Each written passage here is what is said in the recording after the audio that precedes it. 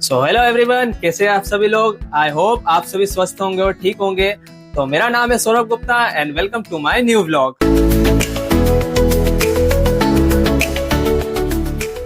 तो दोस्तों, जैसा कि आप सभी जानते ही है कि मध्य प्रदेश अपनी प्राकृतिक सुंदरता के कारण एवं ऐतिहासिक कथाओं के कारण बहुत ही ज्यादा फेमस है। तो दोस्तों, मैं आप सभी को एक चीज बताना चाहूंगा। मध्य प्रदेश सिर्फ इन दो चीजों के कारण नहीं, अपने धार्मिक स्थलों के कारण एवं अपनी धार्मिक कथाओं के लिए भी बहुत ज्यादा फेमस है।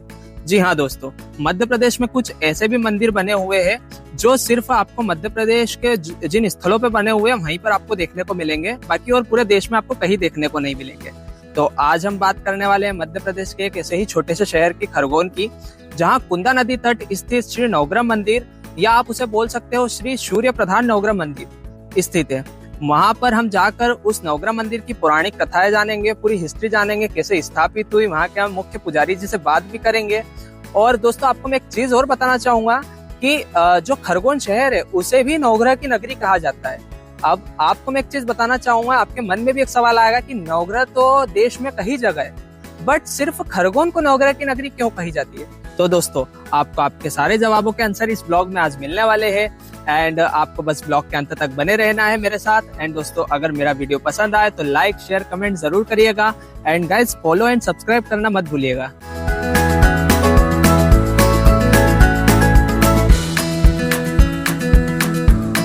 दोस्तों, मैं आप सभी को एक चीज बताना चाहूंगा कि नवग्रह मंदिर पहुंचे उससे पहले हम खरगोन के कुछ लोगों से बातचीत करेंगे कि उन्हें पता है या नहीं पता है कि खरगोन को आखिर नवग्रह की नगरी बोली क्यों जाती है। सो गाइज, जैसा कि मैंने आप सभी को ब्लॉग में स्टार्टिंग में बताया था कि हम नवग्रह मंदिर पहुंचने से पहले कुछ खरगोन के रहवासियों से बात करेंगे कि वो क्या जानते हैं खरगोन के बारे में एवं खरगोन नवग्रह की नगरी क्यों कहा जाता है। तो हम भैया से पूछते हैं, हमारे साथ भैया अभी जुड़े हैं, हम उनसे पूछते हैं कि वो नवग्रह की नगरी के बारे में क्या जानते हैं। तो भैया, आप बताएंगे नवग्रह की नगरी के बारे में आप क्या जानते हैं। सभी भाइयों को मेरा जय श्री राम। जैसे कि हम खरगोन के रहवासी है और खरगोन को नवग्रह की नगरी कहा जाता है, और यह इसलिए कहा जाता है कि विश्व में सब जगह नवग्रह है, लेकिन खरगोन के जो नवग्रह है वो एक्चुअल में निकले हुए हैं और स्थापित नहीं करे हुए हैं, और बाकी जगह स्थापित करे गए हैं, इसलिए हमारे खरगोन को नवग्रह की मंदिर नगरी कहा जाता है। तो गाइस, जैसा कि भैया ने हमें बताया प्रॉपर वे में, उनको मालूम था जितना उन्होंने उतना बताया, और हम और कई लोगों से जानेंगे खरगोन में कि खरगोन को नवग्रह की नगरी क्यों कहा जाती है। तो भैया, आपका बहुत बहुत धन्यवाद जो आप हमसे जुड़े। सो गाइस, एक और भैया हमें खरगोन में मिले थे, जो ये भी खरगोन के ही रहने वाले भैया। तो हम इनसे जानते हैं कि इन्हें पता है या नहीं पता है खरगोन को नवग्रह की नगरी क्यों कहा जाता है। तो भैया, खरगोन को नवग्रह की नगरी क्यों कहा जाता है, आप कुछ हमारी जनता को बताना चाहेंगे।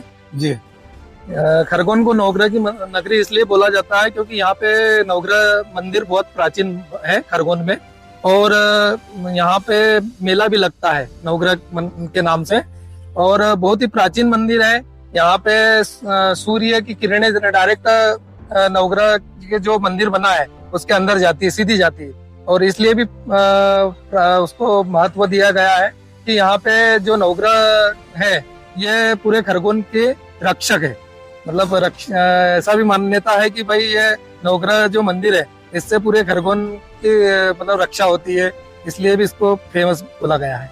तो दोस्तों, देखा आपने कि कितनी प्यारे तरीके से अपने को भैया ने बताया, कितना ही अच्छा डिस्क्राइब करा नवग्रह की नगरी क्यों बोला जाता है खरगोन को। तो भैया, बहुत बहुत धन्यवाद आपका, आपसे मिलकर बहुत ही अच्छा लगा, जो आपने हमारी जनता को इतना अच्छा डिस्क्राइब करा पूरा नवग्रह की नगरी खरगोन को क्यों किया जाता है। तो थैंक यू सो मच। सो दोस्तों, आप देख सकते हो खरगोन के कुछ लोगों से हमने बात करी, कुछ लोगों से डिस्कशन करा नवग्रह की नगरी को लेकर। तो बहुत अच्छे से हमें कुछ लोगों ने बताया, बहुत ही अच्छे तरीके से उसे डिस्क्राइब करा कि खरगोन को नवग्रह की नगरी क्यों कहा जाता है। अब हम बिना किसी देरी के नवग्रह मंदिर की ओर बढ़ते हैं। वहां पर हम मुख्य पुजारी जी से मिलेंगे और बहुत सारी बातें जानेंगे नवग्रह को लेकर, खरगोन शहर को लेकर। तो आप बस ब्लॉग के अंत तक बने रहिएगा गाइस, एंड ब्लॉग अच्छा लगा हो तो लाइक शेयर सब्सक्राइब जरूर करिएगा।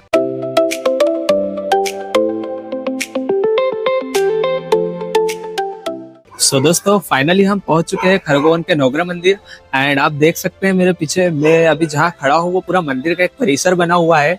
एंड दोस्तों, आप लोगों से एक बात शेयर करना थी मुझे ब्लॉग में हम आगे बढ़े उससे पहले जैसा कि मैंने आप सभी को स्टार्टिंग में एक चीज बताई थी कि हम नवग्रह मंदिर जाके गुरुजी से मिलेंगे एंड वहाँ के कुछ तथ्य जानेंगे, धार्मिक चीजें जानेंगे, परंपरा जानेंगे। लेकिन दोस्तों अभी अभी जस्ट मेरी अभी गुरुजी से बात हुई है एंड उनसे हमें पता चला है कि वो अभी किसी यजमान के यहाँ ग्रह शांति हवन पूजन करने गए हुए हैं। तो इस कारणवश गुरुजी हमारे साथ नहीं जुड़ पाएंगे और नहीं हमसे मिल पाएंगे आज गुरुजी। हमारी पूरी कोशिश थी कि आप सभी के सवालों के जवाब गुरुजी द्वारा दिए जाए, बट इसी कारणवश आज हमारे साथ गुरुजी जुड़ नहीं पाएंगे, हमारे से मिल नहीं पाएंगे। लेकिन कोई बात नहीं दोस्तों, गुरुजी से हमारी पहले भी इन विषयों के बारे में चर्चा हुई थी और उनके द्वारा हमें बड़ा डिटेल पूर्वक बताया गया था कि यहाँ की क्या परंपरा है, यहाँ की क्या धार्मिक चीजें हैं और सारी चीजों को लेकर उन्होंने हमें बड़ा डिटेल पूर्वक समझाया था। तो इस ब्लॉग में हम आपको सारी चीजें वो बताने वाले हैं।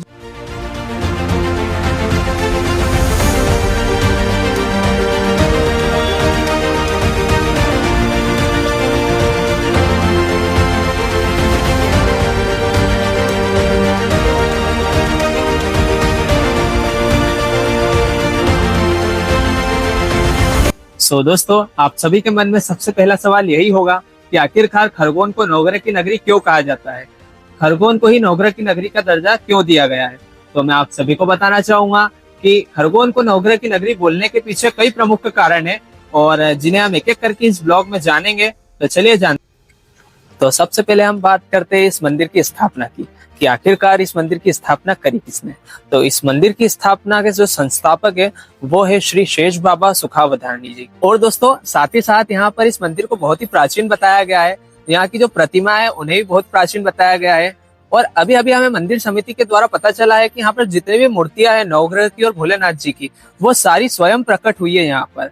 और एक और चीज पता चली है कि इस मंदिर को सिर्फ श्री नवग्रह मंदिर ही नहीं कहा जाता है, इसे सूर्य प्रधान नवग्रह मंदिर भी कहा जाता है। अब आप सोच रहे हैं कि सूर्य प्रधान नवग्रह मंदिर क्यों कहा जाता है, तो आइए हम जानते हैं। तो इस मंदिर को सूर्य प्रधान नवग्रह मंदिर इसीलिए कहा गया है क्योंकि यहाँ पर सूर्य देवता को बहुत ही विशेष स्थान दिया गया है। एंड आप सोच रहे होंगे कि सूर्य देवता को किस तरीके से विशेष स्थान दिया गया है, तो मैं आपको बताता हूँ कि जो नवग्रह मंदिर है और जो गर्भगृह है उसका जो केंद्र है, एक बीचों बीच वाला सेंटर है, वहां पर सूर्य देवता को स्थान दिया गया है एंड जो बाकी के ग्रह है वो उनके आसपास चारों दिशाओं में स्थापित है। अब आप सोच रहे हैं कि सूर्य देवता को इतनी मान्यता और इतना महत्व क्यों दिया, तो मैं आप सभी को बताना चाहूंगा कि जो हिंदू ज्योतिष और धार्मिक मान्यताओं के अनुसार जो सूर्य को बताया गया है वो प्रकाश, ऊर्जा और जीवन का आधार बताया गया है। तो बस इसी को मद्देनजर रखते हुए सूर्य देवता को एक विशेष स्थान दिया गया। एंड गाइज आपको मैं एक चीज और बताना चाहूंगा कि यहाँ पर जो मकर संक्रांति का मेला लगता है और मकर संक्रांति का जो महापूजन आयोजित किया जाता है वो भी देखने कई राज्यों से कई लोग आते हैं, कई श्रद्धालु आते हैं, कई पंडित आते हैं। तो आप कभी आपको मौका मिले तो आप बिल्कुल खरगोन नगरी आइएगा और महापूजन का लाभ उठाइएगा। दोस्तों जैसा कि मैंने आप सभी को सूर्य देवता की विशेषताओं के बारे में बताया, सूर्य देवता के विशेष स्थान के बारे में बताया, तो वैसे ही मैं आप सभी को एक और चीज बताने जा रहा हूँ। जो इस मंदिर का निर्माण है वो बहुत ही यूनिक तरीके से करा गया है, बहुत ही ऐतिहासिक तरीके से करा गया है। अब आप सोचेंगे कि कैसे ऐतिहासिक तरीके से करा गया है, तो मैं आप सभी को बताता हूँ कि मकर संक्रांति के दिन यहाँ पर जो सूर्य की पहली किरण आती है वो सीधी सूर्य देवता की प्रतिमा पर गर्भगृह में अंदर पड़ती है। और ये एक बहुत ही खास बात है क्योंकि आपको पूरे देश भर में ऐसा कहीं नहीं देखने को मिलेगा कि सूर्य की पहली किरण डायरेक्ट सूर्य देवता पर पड़े। तो दोस्तों आप जरूर सोच रहे होंगे कि ये कैसे संभव है, तो चलिए मैं आपको बताता हूँ। आप अभी देख रहे होंगे कि मैं आपको एक प्रवेश मार्ग दिखा रहा हूँ और उस पर लिखा भी है सूर्य किरण प्रवेश मार्ग। तो ये वही प्रवेश मार्ग है जब मकर संक्रांति के दिन सूर्य की पहली किरण डायरेक्ट इस प्रवेश मार्ग से होकर सूर्य जी की प्रतिमा पर पड़ती है। और ये बहुत ही खास बात है इस मंदिर की। एंड गाइस एक और बात बहुत ही खास यहाँ पर पता चली है, जो नवग्रह टेम्पल बना हुआ है और जो नवग्रह स्थापित है उन्हें खरगोनवासी देवताओं के रूप में पूजते हैं और उन्हें खरगोन शहर के रक्षक भी बताया जाता है। और ये बहुत ही खास बात है क्योंकि ये देश भर में आपको ना ही कहीं जानने को मिलेगा और ना ही कहीं देखने को मिलेगा कि जहाँ शहर का रक्षक बताया जाता है नवग्रह को। आप सभी को मैं एक चीज और बताना चाहूंगा, यहाँ पर साल की शुरुआत में यानी जनवरी महीने में श्री नवग्रह मेला भी आयोजित किया जाता है। एवं जिला प्रशासन द्वारा हमें एक चीज पता चली है कि यह सबसे बड़ा यानी निमाड़ का सबसे बड़ा मेला लगता है ये, और कई प्रमुख मेलों में से ये एक माना जाता है। और जब ये मेला अंतिम चरण पर पहुंचता है तो श्री नवग्रह उस पूरे मेले में अपनी यात्रा यानी अपनी सवारी के लिए निकलते हैं और पूरा भ्रमण करते हैं। तो आपने शायद कभी नहीं सुना होगा या नहीं कभी देखा होगा कि श्री नवग्रह अपनी सवारी पर निकलते हैं भ्रमण के लिए और यही सब चीजें हैं जो इस खरगोन को खास बनाती है और इस नवग्रह की नगरी को खास बनाती है, क्योंकि ऐसी विशेषताएं आपको शायद ही कहीं और देखने को मिलेगी। तो दोस्तों यही कुछ प्रमुख कारण थे जो खरगोन को अपनी एक नई पहचान देती है, और खरगोन को इसी की वजह से, इन्हीं कारणों की वजह से नवग्रह की नगरी भी कहा जाता है।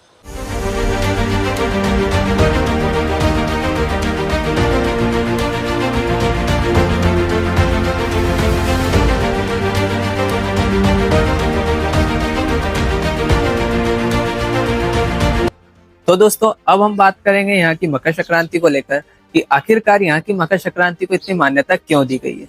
तो जैसा कि आप सभी को मैंने पहले भी बताया था कि इस मंदिर की जो स्थापना हुई है वो मकर संक्रांति के दिन की गई थी, एवं जो यहाँ पर विशेष स्थान दिया गया है वो स्वयं सूर्य देव को दिया गया है।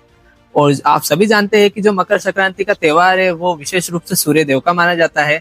एंड मकर संक्रांति की जो पहली किरण रहती है, सूर्य किरण रहती है, वो सीधी सूर्य की प्रतिमा पर पड़ती है।